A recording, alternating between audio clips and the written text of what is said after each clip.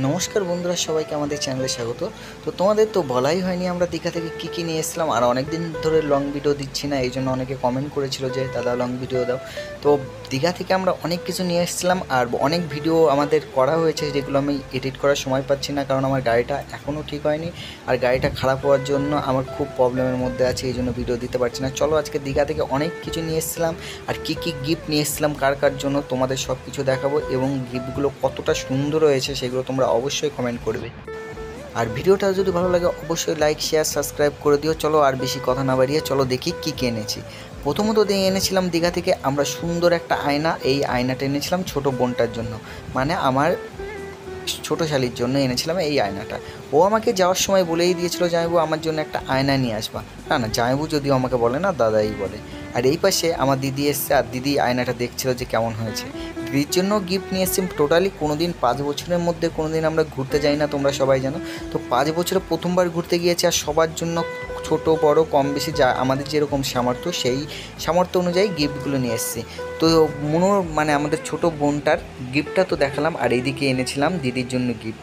তাই দিদি ধরে ধরে দেখছিল যে এখানে কি কি আছে। তো কিছু কিছু জিনিস আছে সেইগুলো দেখাচ্ছিলাম দিদিকে। আর এটা ছিল আমার জুতো, যেটা আমি বাক্সের ভিতর করে নিয়ে এসেছিলাম।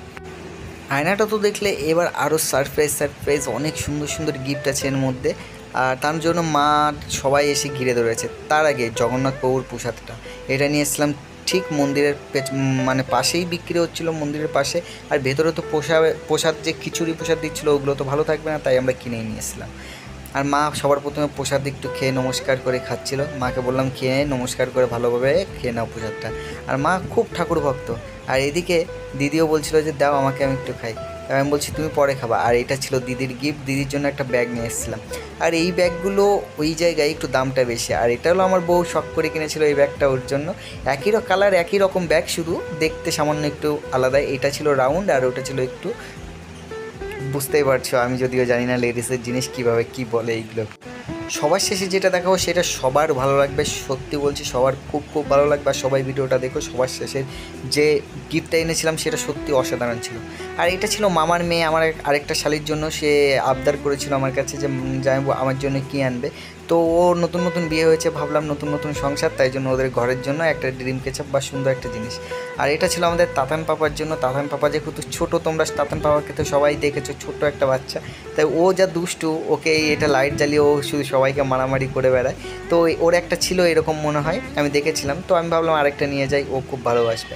আর এটা ছিল আরেকটা ঈশার আরেকটা দাদার জন্য, দাদার ছেলের জন্য, সরি দাদার ছেলের জন্য। এটাও খুব পেনদানি ছিল, ও যেহেতু পড়াশোনা করছে তাই জন্য। এদিকে সবার জন্য এনেছি, মার জন্য আনবো না সেটা কী করে হয়। মা কিছুদিন পরে যাবে পুরী, আমরা দীঘায় গিয়েছিলাম, আর মা যাবে পুরী জগন্নাথ মন্দির দেখতে। তো মা কখনো বাইরে যায়নি, তাই মা পুরী যাবে যেহেতু কিছুদিন পরে, তাই মার জন্য এনেছিলাম এই ব্যাগটা, যে জামা কাপড় কিছু হয়তো উনি নিজের দরকারি কিছু জিনিস ক্যারি করতে পারবে এই ব্যাগটায়। তো এটাও খুব সুন্দর ছিল। আর লাস্টে যেটা দেখাবো, লাস্টের আগে এইটা, যে ছোটো ছোটো দুটো ঠাকুরের মূর্তি নিয়ে এসেছিলাম। আর বৌদিদের জন্য সিঁদুরের কোটো, আর ঈশার স্টুডেন্টদের জন্য সবার জন্য একটু পেন নিয়ে এসেছিলাম, যারা ওর বাচ্চাগুলো খুব খুশি হবে যারা ওর কাছে পড়ে। ওর কাছে পড়ে প্রায় 6-7 জন, আমি 5টা মতো পেন নিয়ে এসেছিলাম।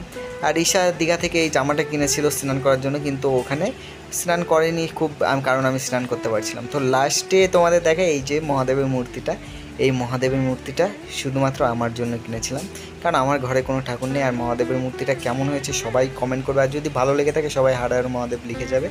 আর এইদিকে কিছু প্রদীপ আর কিছু ধূপদানি এইগুলো নিয়ে এসেছিলাম, কারণ আমার ঘরে ওই ঘরটায় কোনো ঠাকুর ছিল না। তো যাই হোক বন্ধুরা, ভিডিওটা কেমন লাগলো সবাই বলবে, কমেন্ট করবে। আর সবাই যারা নতুন আছে তারা সবাই চ্যানেলটা সাবস্ক্রাইব করবে। তো তারপরের দিন আবার আমার সেই জীবন, ডেলি লাইফ। সকালবেলা পরোটা খেয়ে আমি যাব এখন কাজে। তো ঈশা পরোটা রান্না করেছিল বলে, মানে দোকান থেকে এনে খাইয়েছিল বলে আমি বকছিলাম ওকে। তো ওকে বলছিলাম যে ঠিক আছে, যা হয়েছে হয়েছে, এখন যাই, কাজে যাই।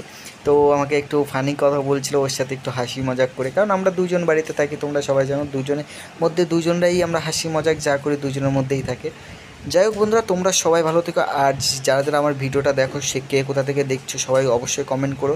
আর ভিডিওগুলো আমাদের কেমন লাগে সেটা অবশ্যই বলো। এদিকে কাজ পুরোপুরি শেষ করার পর বাড়ি এসে বিকেলে এসে আমার বউ রান্না করেছে। সকালে পরোটা রান্না করেছিল, বকেছিলাম বলে। এদিকে খুব সুন্দর সুন্দর রান্না করেছে। আর খুব সুন্দর সুন্দর এইগুলোই আমার ভালো লাগে খেতে, কারণ এইগুলো আমি খুব ভালো খাই। যে নর্মাল খাবার খুব মশলা হবে সেই সব জিনিস আমার একদমই পছন্দ হয় না। তো আমি আমার বউকে বললাম থ্যাংক ইউ এত সুন্দর খাবার দেওয়ার জন্য। আর ও বলছে না তোমার প্রিয় খাবার কচু শাক, তারপরে ঝিঙের তরকারি মাছ দিয়ে, এইগুলো আমি নর্মাল যে প্লেন তরকারিগুলো এগুলো খেতে খুব ভালোবাসি। আর এইদিকে বউ আমার ওইগুলো বানিয়ে দিয়েছে। তো আমি বাড়িতে এসে স্নান টান করে এগুলো খাচ্ছিলাম। আর সবার কে কে নর্মাল খাবার খাও সবাই বলে যেও। আর যারা যারা আমার ভিডিও দেখো সবাই কমেন্ট করে যেও যে কে কোথা থেকে দেখছো ভিডিওটা। আর পরের ভিডিওটা অনেকটা ইন্টারেস্টিং হতে চলেছে, কারণ ঈশা গিয়েছিল তারকেশ্বরের ভিডিওটা পরে দিচ্ছি। সবাই